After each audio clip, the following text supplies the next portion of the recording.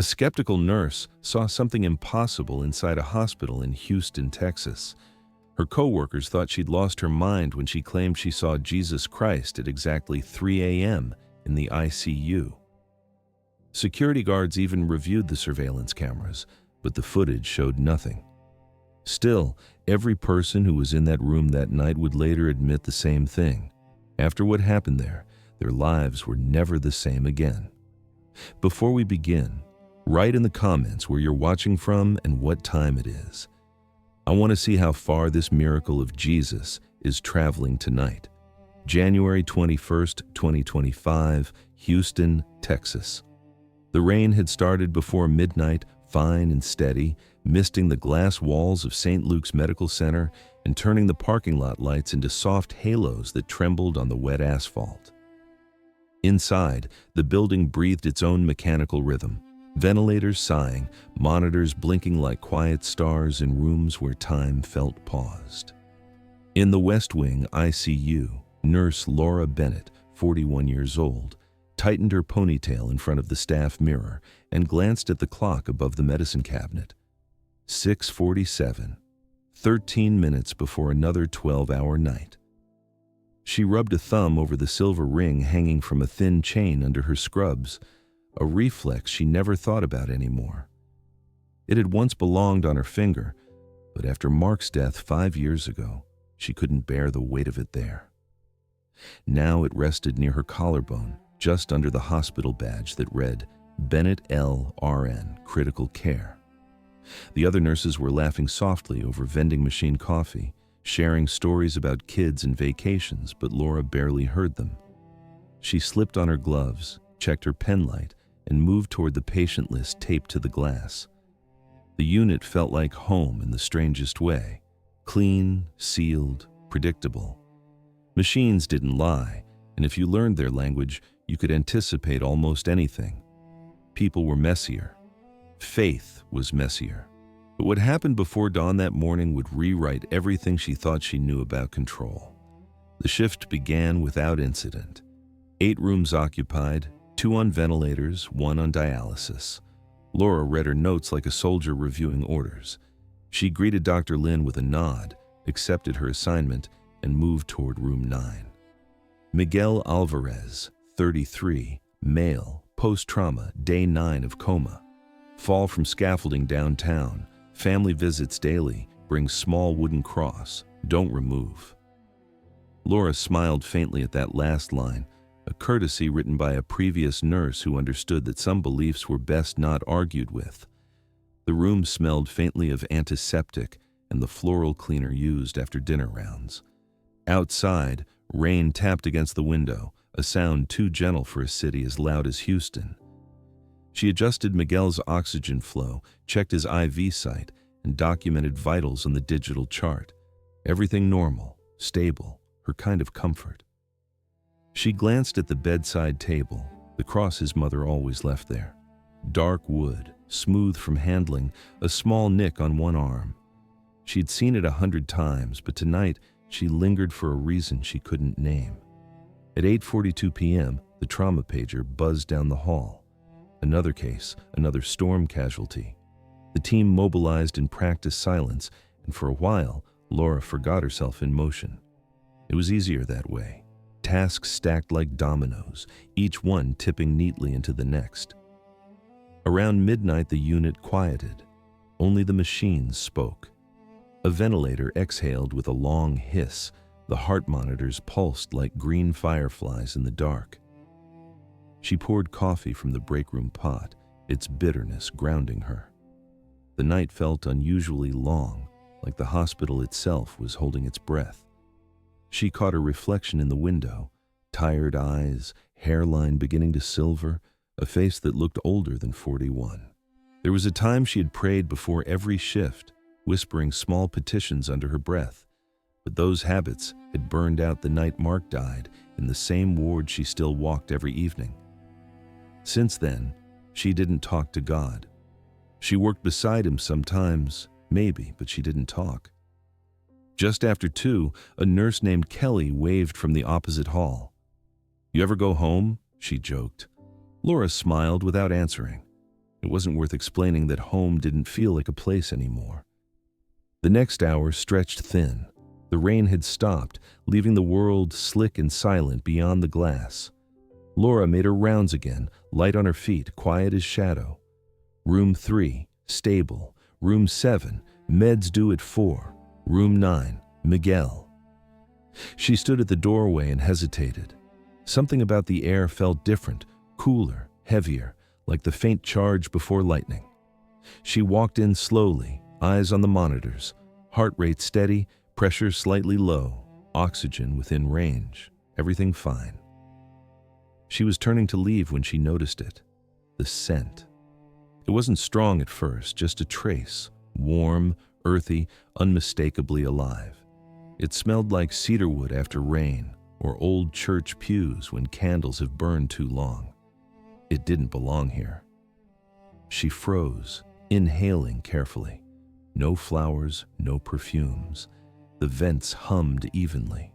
She stepped closer to the bed, half expecting to find spilled antiseptic, but the smell grew stronger, almost pulsing with the rhythm of her heartbeat. She whispered under her breath, "What on earth?" and shook her head. Fatigue, that's all. 15 years of night shifts could trick the senses. She adjusted Miguel's blanket and left the room, forcing herself not to look back. But at 3:14 a.m., the silence broke.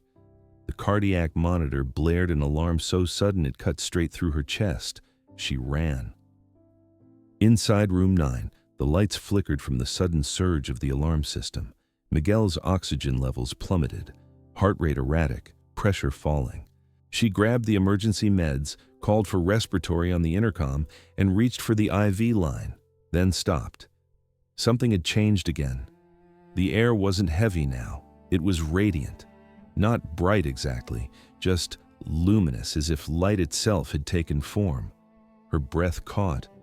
For a heartbeat, she thought it was reflection from the monitor glass, but it wasn't. The glow came from the far side of the bed. A man stood there, barefoot, robe simple and white, but alive somehow, the fabric breathing with the air around it. His presence wasn't loud or blinding, it was quiet, like still water in sunlight. Laura's pulse hammered. She should have moved, called for help, done anything, but she couldn't. He looked at Miguel, then turned his gaze toward her. In that instant, every grief she had buried for 5 years rose to the surface. Mark's empty hospital bed, the unanswered prayers, the quiet resentment she carried like armor. He didn't speak at first. The light around him pulsed once, soft and steady. Then his voice came, not from the air, but from within her, gentle and absolute. "He will not die tonight, but neither will you keep dying with him." She tried to move, to form words, but her throat closed, her eyes blurred. He stepped closer to the bedside, extended a hand above Miguel's chest, not touching, simply resting in the air. The monitor lines steadied instantly, heart rate normal, oxygen rising. Laura's tears came before she realized she was crying. His eyes met hers again. "You've kept the living alive, but you've refused to let yourself be healed. I did not make you for half a life." Her knees gave way.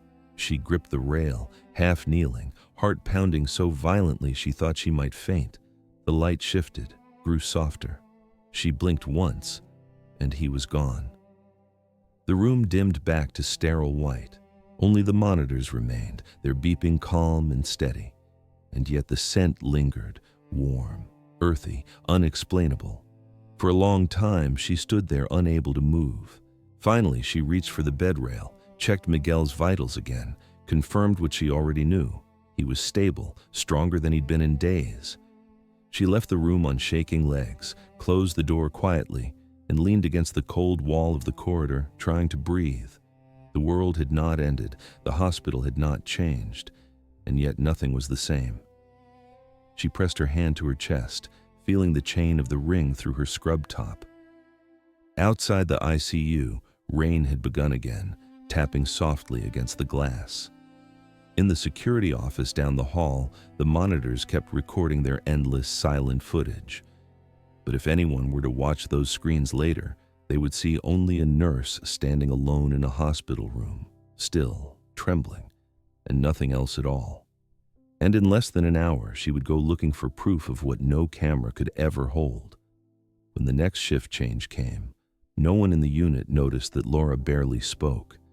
She gave her reports, smiled faintly in the right places, and went through the motions with the precision of habit, but her mind was still in that room at 3:14 a.m. The image wouldn't leave her, light bending in a way no lamp could make, a voice that seemed to come from somewhere both inside and beyond her own thoughts. She had seen resuscitations, sudden revivals, even unexplainable recoveries before, but nothing like this. It hadn't been adrenaline or exhaustion or grief-induced illusion. It had been someone who knew her in a way that stripped her defenses bare. She clocked out at 7, changed in the locker room, and walked out into the heavy Houston dawn. The air smelled of wet asphalt and magnolia trees, clean but thick with humidity. Her car sat alone near the back fence, fogged windows catching the early light. She opened the door, sat down, and didn't start the engine. Her hands trembled slightly on the steering wheel. The dashboard clock glowed 7:11. Her pulse still hadn't steadied. She opened her phone, half expecting messages from the hospital, from anyone who might confirm what had happened. But there was nothing. Just the text from her mother the night before, reminding her of the anniversary of Mark's death. 5 years, it had said, thinking of you. She typed 3 words, "We need to talk," then erased them. She tried again. Something happened last night. Again, she erased. What was she supposed to say? That she had seen Jesus in room 9? That he had spoken to her, not in the echo of thought, but in soundless certainty? She locked the phone, started the car, and drove home through the gray early traffic, the city waking in slow rhythm around her. But as she waited at the light on Fannin Street, her hands stopped shaking. A scent drifted through the vent, faint, warm, impossible. Cedar and smoke. Her heart jumped. She turned off the air conditioner, leaned forward, and inhaled. It was gone. She closed her eyes and whispered into the silence, "Please tell me I'm not losing my mind." When she got home, she didn't shower. She fell onto the couch still in her scrubs and slept hard, the kind of deep, dreamless sleep that comes after trauma. When she woke, the light had shifted to late afternoon, gold streaks across the blinds, and her mother's name was flashing on the phone. She answered before the first ring finished. "Laura, sweetheart, are you all right? You sound tired." "I'm fine," she said, though her voice cracked. "Just long nights." "I figured." Her mother hesitated, then added softly, "Today's the day, isn't it? 5 years." Laura swallowed hard. "I know. Come over for dinner, please." She almost said no out of reflex, but something inside her gave way. "I'll be there in an hour." Driving through the late January dusk, the sky heavy with low clouds, she rehearsed what she might say. Maybe she could tell it as a dream. Maybe she could test her mother's reaction first. Ann Bennett had always been the believer, the one who lit candles and whispered prayers over the phone whenever someone was sick. Laura had admired that once. Later, she'd envied it. Now she needed it without knowing how to ask. Her mother's house sat on a quiet street in the Heights, small and neat, the porch light already on. The same wind chime hung by the front door, the same crucifix above the window. Inside, the smell of roasted chicken and herbs filled the kitchen. Anne turned from the stove, smiled, and immediately studied her daughter's face. "You look like you've seen a ghost," she said gently. Laura forced a small laugh, something like that. "Sit, eat." They sat at the small kitchen table where Laura had done homework as a child. The air felt thick with memory. For a while they talked about safe things, the weather, the hospital, the price of groceries, until Anne set her fork down. "You're not here for dinner," she said quietly. "What happened?" Laura hesitated. "Do you believe," she began slowly, "that God still shows up?" Her mother tilted her head. "Still?" I mean, actually shows up, not in sermons or feelings. I mean, here, in front of someone. Anne studied her daughter's face for a long moment. "Yes," she said simply. "I think he does. We just don't always see him." Laura looked down at her hands. "What if I did see him?" Anne's eyes softened, but she didn't interrupt. Laura took a breath, her voice low, halting. She told it exactly as it happened. The scent, the light, the figure beside Miguel's bed, the words that echoed inside her mind. She spoke without dramatizing, as if reading from a report, but her hands trembled slightly as she spoke. When she reached the end, her voice broke. "Mom, I can't explain it. I checked the monitors, his vitals normalized, he's still alive. But I can't stop thinking. What if I imagined it? What if I finally lost it?" Anne reached across the table, placed her hand over her daughter's. "You didn't lose it. You were found." Laura blinked hard, fighting the sting behind her eyes. "He said I've been keeping the living alive while letting myself die. That's exactly what he said." "That sounds like him?" "Mom, I'm serious." "So am I." Anne smiled faintly. 5 years ago, when Mark died, I prayed for you every night. I asked God not to take your faith with him. I didn't think he'd answer like this, but he always finds his way. Laura's breath hitched. "You think it was really him?" "I think he came for you both, the man in that bed and the woman who's been standing beside it." Outside, a light drizzle began, soft against the kitchen window. Laura turned her head toward the sound, her reflection dim against the glass. "I keep thinking maybe it was the exhaustion, the grief anniversary. Maybe I needed to see something." Anne's voice was calm, certain. "You didn't need to see something, you needed to be seen." For a while, neither spoke. The clock ticked softly above the sink. Finally, Laura whispered, "He said, he will not die tonight." I checked the footage later. Nothing was there. Anne smiled again, a quiet, knowing smile. Then it wasn't for the cameras. When Laura left that night, the air outside was cool and sweet. The clouds had parted enough for a sliver of moonlight to shine through, glinting off the wet pavement. She stood on the porch steps for a moment, breathing in the scent of rain and cut grass, then looked up toward the pale sky. She didn't say anything. She didn't know what to say. But for the first time in years, she didn't feel like she was talking into emptiness. The next few days moved in strange balance between disbelief and peace.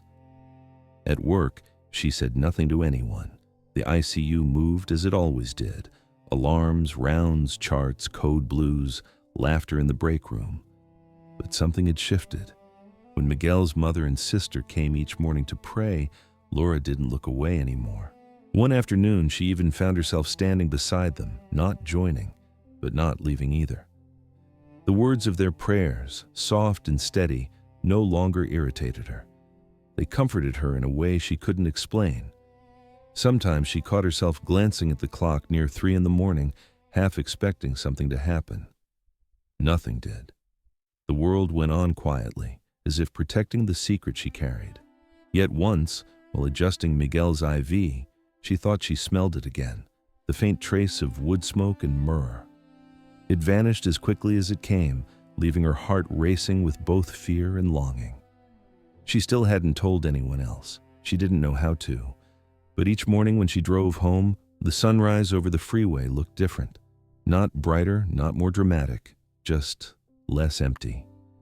The city seemed alive again, full of breath and light, and she didn't realize it yet, but only 2 weeks later, at almost the same hour of the night, she would stand by that same bed and witness something even more impossible. The morning after her visit to her mother's house, the sky over Houston was a dull, polished gray, the kind that seemed to flatten the world into silence. The air smelled faintly of wet metal and exhaust from the nearby freeway, and as Laura drove toward the hospital, she found herself gripping the steering wheel harder than usual. She had slept only 3 hours, if that, waking often with the same images looping through her mind, the faint light, the scent, the voice that spoke without sound. No dream had ever left that kind of mark. No exhaustion could reproduce the pulse of heat that had filled the room. By the time she parked in the employee lot, her hands had steadied. Her badge hung cold against her chest as she swiped into the staff entrance, the smell of disinfectant already rising from the corridor floors. She told herself she would treat this like any other day, that what had happened last week would fade into the rhythm of night shifts and charting. She told herself to stop looking for signs, to stop hoping for something that would never repeat. But the body doesn't lie.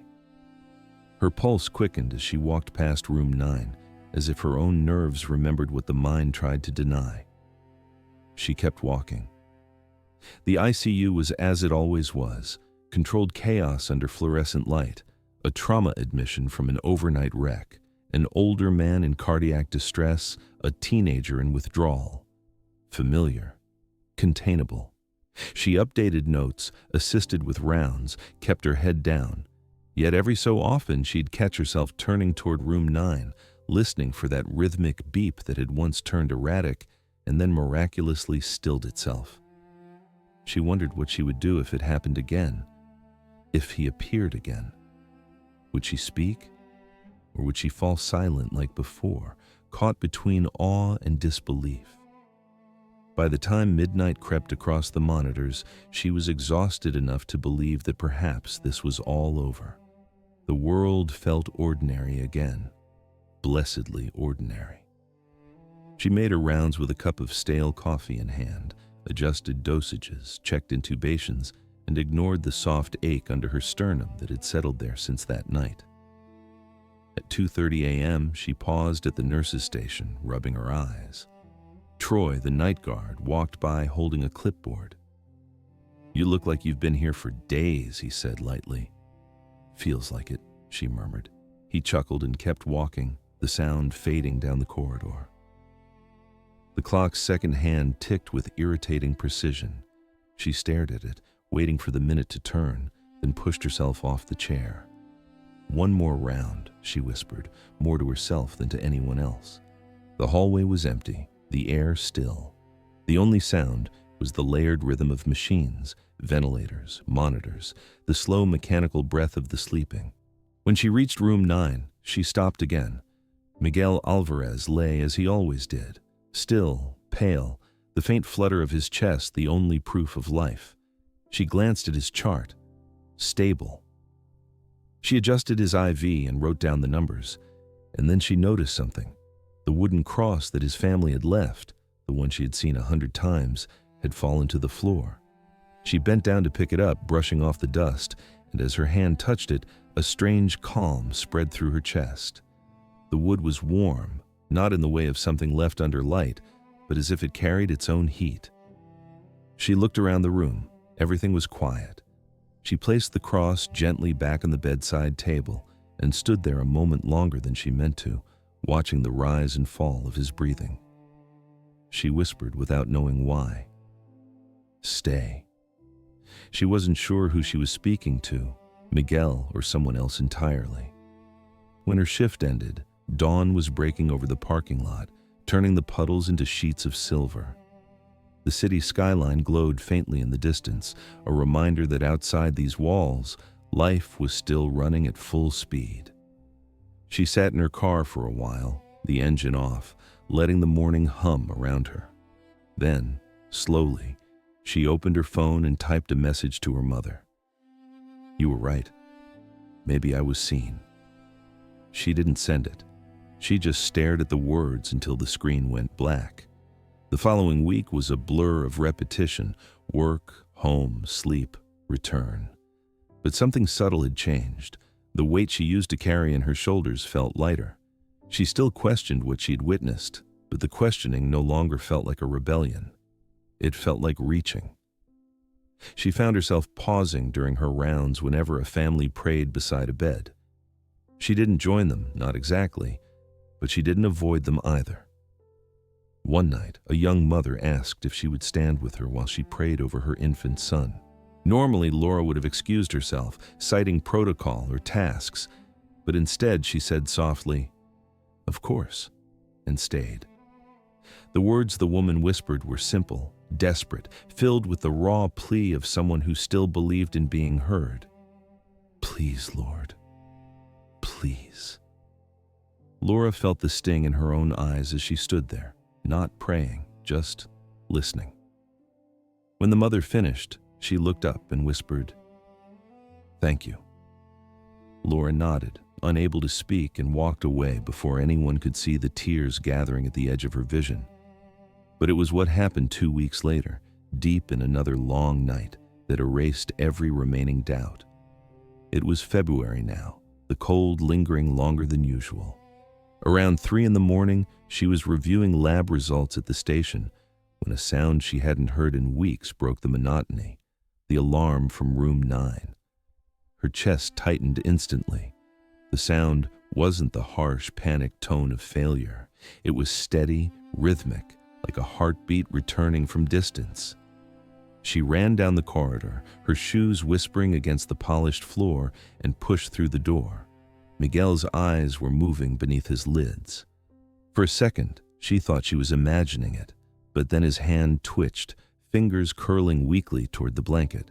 She froze, afraid that any movement from her might break whatever fragile miracle was unfolding. The heart monitor beeped in perfect time, steady and strong.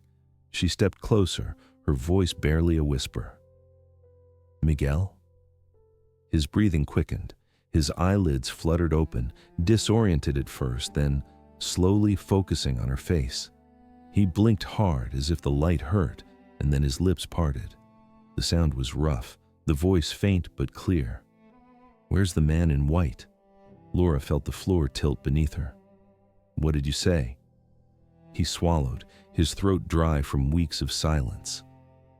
"The man who touched my shoulder," he murmured. "He said to tell the nurse he kept his promise." She couldn't move. Her pulse thundered in her ears, drowning the quiet beeps around them. She wanted to ask a dozen questions, to record every word, to understand how he could know what she hadn't told a soul. But none came out. She simply nodded, tears burning her eyes, and whispered, "You just rest, Miguel. You're safe." The doors burst open behind her as Dr. Lin and the night team rushed in, voices overlapping, orders flying. Laura stepped aside, leaning against the wall, trying to breathe. The light above flickered once, just once, and for an instant, the scent returned. Warm, wood and smoke and something like peace. Then it was gone again. She stayed until dawn, watching the monitors, documenting everything, her hands trembling so badly she could hardly type. By sunrise, Miguel was sitting up slightly, weak but alert, asking for water. The doctors called it spontaneous neurological recovery, a phenomenon they couldn't yet explain. Laura didn't argue. She just nodded and smiled when they told her to take a break. When she finally walked outside, the sky was streaked with rose and gray. A soft wind carried the scent of the bayou and wet earth. She stood there a long time, eyes closed, face lifted toward the light, until the sound of a passing ambulance faded into distance. She didn't need proof anymore. She had seen enough, heard enough, felt enough. The hospital would keep its records and its logic. The cameras would show nothing but data and shadows. But she knew what she knew. And somewhere deep inside, beneath the fatigue and the sorrow, something began to bloom. A quiet, steady gratitude that felt like breathing for the first time in years. Later that day, when Miguel's family arrived, his mother wept and clutched Laura's hands, repeating through tears, "Jesus lo salvó." Jesus saved him. Laura couldn't bring herself to correct her. She didn't want to, because maybe it wasn't correction that faith required, but surrender. And that night, after her shift ended, when she stepped into the parking lot, she looked up at the wide Texas sky and whispered into the cold morning air, "I saw you." The breeze stirred her hair like a gentle response, and in the quiet that followed, she knew she wasn't speaking to emptiness anymore. The days that followed passed with the kind of quiet that feels almost sacred, the kind that hangs in the air after something larger than words has moved through a place. The ICU returned to its rhythm, the hum of machines, the careful steps of nurses, the measured voices of doctors. But for Laura, each sound carried a new weight. She found herself slowing down without meaning to, pausing before entering rooms, noticing things she had ignored for years. The way the early morning light fell across the tile, the soft rise of a patient's chest, the faint warmth that lingered when someone said thank you and meant it. The world inside the hospital hadn't changed, but something in her had, and everything she touched seemed different because of it. Miguel's recovery astonished everyone. He went from barely conscious to sitting upright within days, his speech returning, his strength growing little by little. The medical team documented everything, their notes filled with words like unexplained stabilization and spontaneous improvement. And while their language was careful, Laura could see it in their eyes, the quiet wonder they didn't know how to name. Miguel's mother came every morning with homemade food wrapped in foil and gratitude spilling from her every word. When she saw Laura, she would clasp her hands and whisper, "Gracias a Dios, gracias a usted." And Laura would smile and shake her head, embarrassed by the praise but unable to stop the warmth it brought. One evening, as the unit settled into its slower rhythm, Laura entered room 9 one last time before Miguel's transfer. He was sitting in bed, the television muted, sunlight pouring through the window. The small wooden cross sat again on the bedside table, polished and steady. He looked up when she entered, his voice still soft but certain. "You were there," he said simply. When he came, Laura's throat tightened. "You remember?" He nodded. "He told me not to be afraid. He said you'd understand." She didn't know what to say. The air in the room was still, heavy with meaning. She adjusted his blanket to keep her hands busy. "You should rest," she managed finally. "I already did," Miguel said with a faint smile. "I think that's what he wanted. For both of us." She left the room holding back tears, and for the first time in years, they were not tears of pain, but of release. That night, after finishing her charting, she went to the small chapel tucked behind the main elevator bay. It was empty except for a single candle flickering before the tabernacle. She sat in the back pew, the faint smell of wax and wood filling the air, and for a long while she said nothing. She didn't know if she was ready to pray again, but she found herself whispering anyway. "Thank you." Outside, Houston glowed with its usual pulse, traffic weaving down the freeway, neon signs buzzing in the mist. But when Laura stepped out of the hospital at sunrise, everything looked sharper, cleaner, alive. The world hadn't softened, it had deepened.